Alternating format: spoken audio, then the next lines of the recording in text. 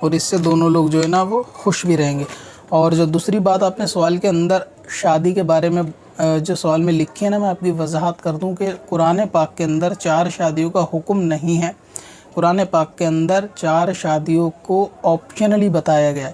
تو کسی چیز کا حکم ہونا یعنی آرڈر ہونا ایک الگ چیز ہے، اور کسی کا آپشن کے طور پہ بتانا وہ ایک الگ چیز ہے۔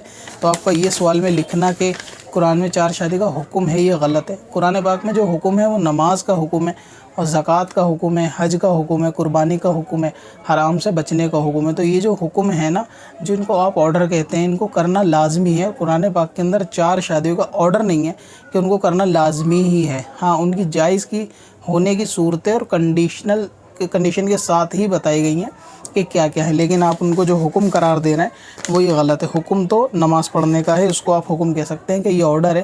باقی شادیوں کے آرڈر نہیں ہے، لیکن آپشن ہے اور جائز بتایا گیا ہے۔ تو دونوں چیزوں میں تھوڑا فرق ہے۔ اب اپنی ویب سائٹ بلاگ کے لیے ہوسٹنگ خریدیں قادری hosting.com سے۔